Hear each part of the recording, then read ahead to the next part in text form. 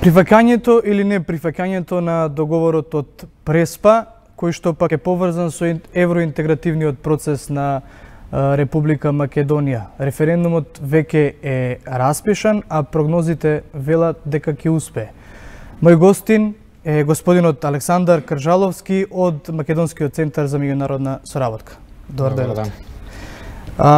Според анализата, односно испитувањето на јавното мислење, кое што го правеше вашиот центар, на референдумското прашање, дали сте за членство во ЕУ и НАТО со прифаќање на договорот помеѓу Македонија и Грција, за би гласале 41,5%, а против 35,1%.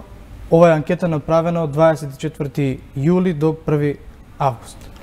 По кој метод е правена анкетата? Со оглед на тоа што да ги доближиме прогнозите, нели, колку би биле соодветни резултатите? Ова е стандардна анкета телефонска, значи не е теранска, пред некој ден почнавме и теранска, која ќе биде готова некаде кон крајот на месецот или почетокот на септември, но сакавме да имаме побрза информација како стојат работите веќе кога се во меѓувреме распиша референдумското прашање и доволно однапред за да имаме некаква индикација како стојат работите. Значи телефонска е анкетата, на примерок од вкупно 1026 испитаници имаше, репрезентативен по однос на пол, етничка припадност и регионот во кој се живее. И овој пат не правевме пондерирање во однос на резултатите од минатите избори, бидејќи па таму етничките албанци излегува помалку, па ќе се деформираше сликата во смисла на етничката припадност. Така да е релативно стандардна анкета, која како што ги правиме во повеќето случаи или секогаш, и е споредлива со претходните истражувања што ги имавме за спорот за името. Нормално, сега концентрацијата беше на референдумското прашање, иако е почната анкетата пред да се знае конечното, па направивме две прашања, не едно со ЕУ и НАТО во формулацијата, другото без ЕУ и НАТО. Се погоди прилично да го погодиме прашањето, бидејќи премиерот Заев го најави уште кога почнувавме анкетата. Се знае насоките во кои што би се движело прашањето. Земавме така да имаме резултати за едното и за другото. Нормално поинтересно е бидејќи веќе се распиша референдумот, она што вие веќе го цитиравте, и индикацијата е таа, со тоа што гледате збирот е 70%, значи има дел од граѓаните кои уште од сега се решени за бојкотирање. На посебно прашање за тоа, речиси 20% е бројот на тие што изјавиле дека нема да гласаат, нема да излезат на гласање. И затоа викам, ова е почетно, па ќе видиме како ќе се одвиваат работите во овие 2 месеци. Кој е оној прак на плюс и минус, колку што би можело да биде точно или погрешна оваа прогноза? Анкетата е со статистичка грешка од 3,1%, значи тоа е стандардно. Секоја анкета е некаква прогноза, но веруваме дека она што методологијата го кажува, дека 95% од резултатите се во рамки на тие плюс или минус 3,1%. Така да јасна е предноста во случајов на гласањето за, значи ја покрива таа статистичката грешка, бидејќи 6,4 разликата и денеска да се одржаше, веројатно ќе беше за. Но кампањите се затоа да го обликуваат јавното мислење, и она што е за мене фрапантно, што беше еден од главните заклучоци што ги изведовме, е уствари непознавањето на самиот договор, за што всушност ќе гласаме. Бидејќи токму така рековте, прагот е 3,1%, ве изненади ли тоа што според истото испитување 3% од испитаниците само го прочитале договорот со Грција? Да, за мене. Во Македонија многу луѓе имаат став, меѓутоа не секој го прочитал договорот. Не? Да, баш илустрирано на тој пример, значи или никој не го прочитал, или најмногу 6 души од тие 1000 што сме го 1026 што сме ги опфатиле со анкетата, го прочитале. Во секој случај многу малку. Особено ако велиме дека ова е едно од најважните прашања и затоа е на референдум поставено, за да се изјасниме сите што мислиме за ова, дали е доволно добар договорот, дали вреди да се излезе да се гласа, дали да се гласа за или против. И секој од граѓаните треба да си размисли за себе кога ќе дојде денот на референдумот, да си одлучи и да заокружи како што смета дека треба или да воопшто не излезе, сите опции се легитимни. Но она што е битно е да сите бидат информирани, со информирана одлука да донесат и затоа го правиме меѓу другото и ова да го поттикнеме јавното мислење дека за ваква одлука треба многу повеќе информации во јавноста и многу повеќе дебати и судирање на ставовите, па макар да си за и против и бойкот, сите опции се во игра и секој треба да си го каже тоа што го мисли, но треба да сите граѓани бидат адекватно информирани за една ваква одлука. Господине Кажаловски, сметате ли дека има доволно дебата во Република Македонија за ова прашање?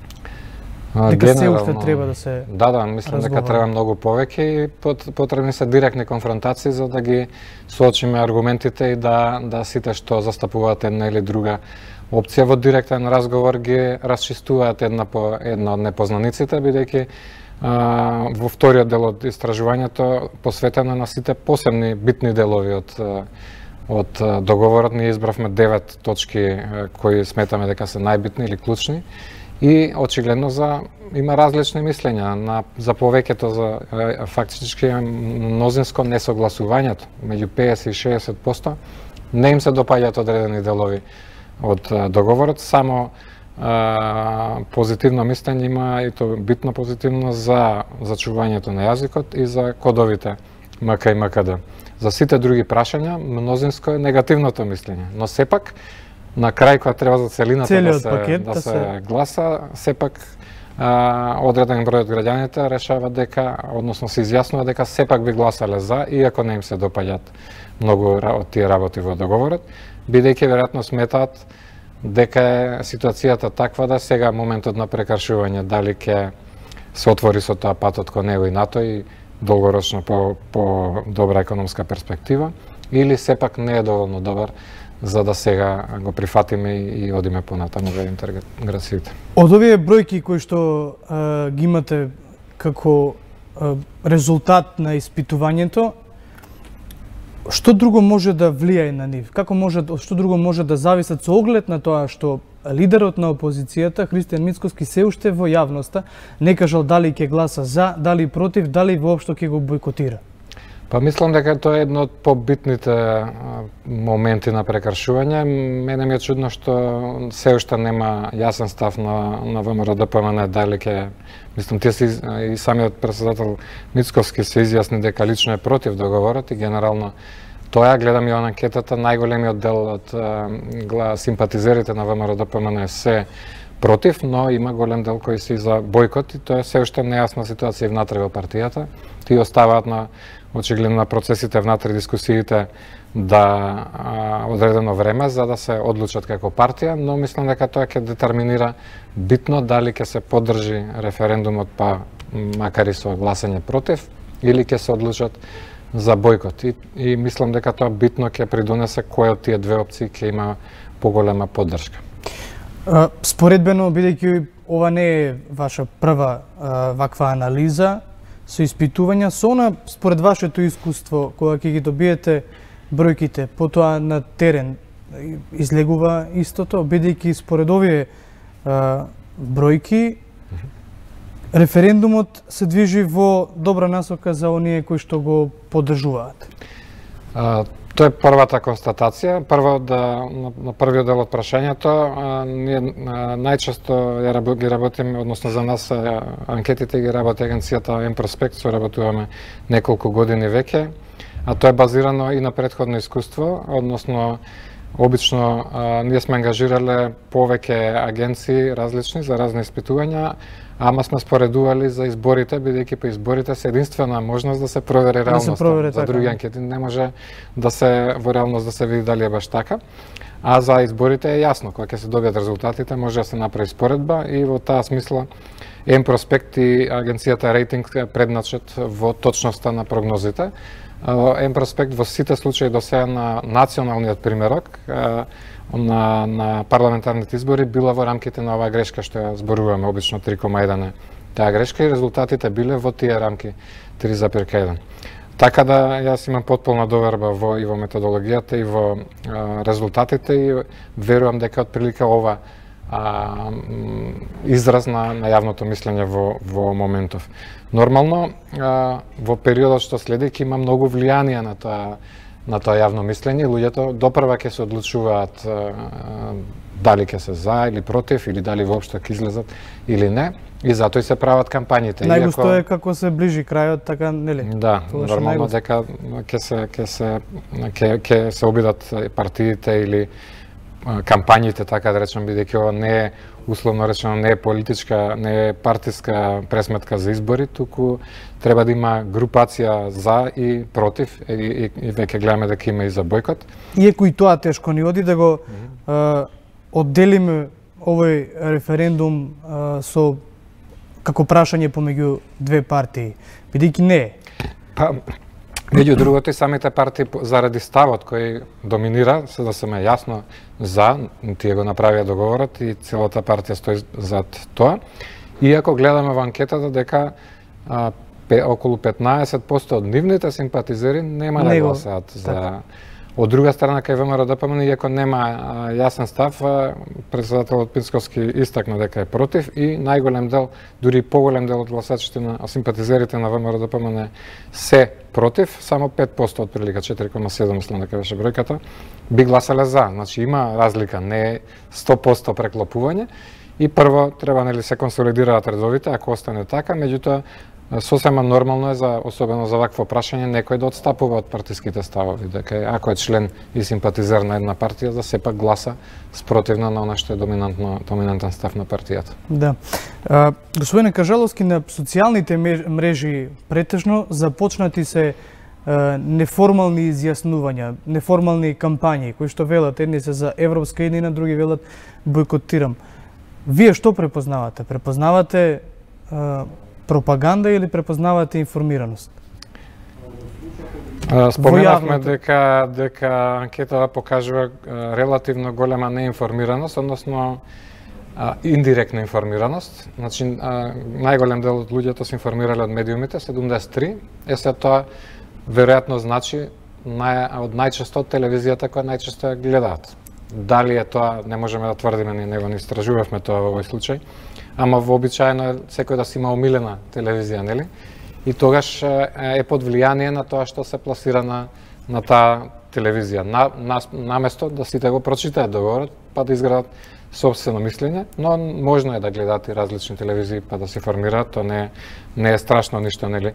Прашање кој како се информира, ама за да нема влијание, вклучително и манипулативно, да откако ќе се презентира, вклучително и со наша анкета, имаше одредени коментари после самата анкета, што тоа значи, и гледаме интерпретации многу различни. Те дека сме биле ВМРО, дека сме биле СДСМ, дека сме биле вакви или такви, или за или против. Напротив, едноставно сметаме дека е битно да има информирано граѓанство, да се одлучат сами за што мислат, и за вакво прашање секој треба да се размисли. На крај, секој од нас ќе треба да заокружи за или против, или воопшто да не излезе на референдумот, и мислам дека треба да им ги пружиме сите можни информации за секој да се одлучи по својавање. Да, тешко е да се излезе од таа матрица дека кога едната партија постигнува нешто, дека тоа мора да биде за другите приврзаници лошо или пак обратно, нели? Која е одговорноста на самите гласачи, на сите оние кои што имаат право на глас пред референдумот, кои што за разлика од изборите, ова може би да биде едно од најважните прашања за државата? Па веројатно одговорноста на самиот гласач. Веројатно и е едно од најважните, и гледаме дека се создава прилична конфронтација за или против договорот, да речем, без оглед дали против се со гласање против или со бојкот. И пак е тоа тактика дали, предпоставам, тие што се за бојкот се со идеја да се сруши договорот, односно да не важи, иако гледаме дека представниците на власта сметаат дека ако не се постигне цензус, нема да ги обврзе тоа да одлучат поинаку, дури ако помине гласот против со мнозинство. Но да не влегуваме во тие шпекулации, секако е консултативен референдум, пак може да одлучат поинаку тие што имаат можност да одлучуваат во собранието. Но пак ќе речем, толку го зборувано ова прашање, толку долго е проблем, да мислам дека е најфер сите аргументи да се изнесат на површина во овие 2 месеца и секој да си одлучи за себе. Тешко е одлуката и тие што го поддржуваат гласање за, еве гледаме дека на поединечните прашања се против, значи има многу луѓе на кои не им се допаѓа договорот или делови од договорот. Не значи дека не се тие за ЕУ и НАТО, ама едноставно е прашање на прекршување. Дали парите или ЕУ и НАТО перспективата е доволна да прекрши, затоа и ставивме на словната страница на извештајот онат со теговите на јустиција, дека е тешка одлука за секој од нас и дека треба прекршување. Дали ова преголема жртва или вреди ова се жртвува, бидејќи повеќето, особено етнички македонци, доживуваат дека доста жртвуваме со ваква одлука, но дали вреди за перспективата која се отвара со ЕУ и НАТО. Пак ќе ви речем, не би сугерирал и не мислам да убедувам никого да гласа вака или така. За секој од нас е лична одлука и на крајот ќе треба на 30 септември да се изјасниме по тоа прашање. За крај, само би ве прашал, во однос на рейтингот на партиите, ете ги спомнавме партиите, во Македонија како што нагласив, речиси секоја одлука се поврзува со една од двете поголеми партии, барем во македонскиот блок, не дека е различно и во албанскиот блок кај партиите така. Каков е рейтингот на двете партии од ова испитување и колку тој рейтинг би можел да биде под афект токму на овој референдум кој што Да, мислам дека има битно влијание договорот со Грција и рейтингот е речиси изедначен, се уште е во водство СДСМ, но тоа е веќе 0,4, значи 24,4% има поддршка СДСМ, 24 точно има ВМРО ДПМН, значи 0,4 разлика. За разлика од април, кога последниот пат меревме рейтинзи, кога правевме анкетата за спорот зимето пред да биде постигнат договорот, тогаш 4,9% беше разликата меѓу двете партии, значи сметам дека има директно влијание, потврдено со тоа што е особено во етнички македонскиот блок има незадоволство од договорот и дури тогаш прашавме дали ако се постигне договорот, дали ќе гласате за партијата што го постигнала и мнозинството тоа што рече не. Може би ќе гласаат за договорот, на референдумот ќе се изјаснат за, но на изборите после тоа што ќе следуваат, ќе условно речено ќе казнат партијата и тоа се рефлектира, мислам, во ова изјаснување. И не би го поврзал ова, бидејќи анкетата, споменавте, беше од 24 јули до 1 август. Овие последните испади што беа со тендери со слично, мислам дека се случија или при крајот на анкетата или од после, така да не би рекол дека тоа е влијанието, дека овој резултат е веројатно рефлексија исклучиво, односно во најголем дел на договорот. Значи има, да речем, незадоволство од договорот, заради тоа падна рейтингот на СДСМ, односно рейтингот им е толку, ама на ВМРО има покачување во однос на претходната анкета, веројатно дека е на бранот на бранењето на уставното име наспроти договорот со Грција. Добро, наше не е да убедуваме никој дали за, дали против. Само треба да го поправиме фактот дека 3% од испитаниците го имаат прочитано договорот. Веројатно, неверојатно, сигурно е важно луѓето да го прегледаат договорот, да се информираат и на крај да излезат и да одлучат сами. Да, и баш го читав бившиот амбасадор на ЕУ Ерван Фуере, кој даде убава препорака дека кога сличен договор се направи во Северна Ирска, со кој се прекина 30 годишниот конфликт таму во 98 година, на сите граѓани лично им е доставен домашна адреса договорот и таму имаше референдум, ама пред да гласаат, нели, сите имаа можност да прочитаат што точно предвидува договорот, така да мислам дека тоа е добра идеја да едноставно копија се прати на секоја лична адреса, да секој се знае за што всушност ќе гласува. Така. Ви благодарам што одвоивте време да гостувате во денешното издание на Студиото. Благодарам. Почитувани, одиме со една кратка пауза и се враќаме со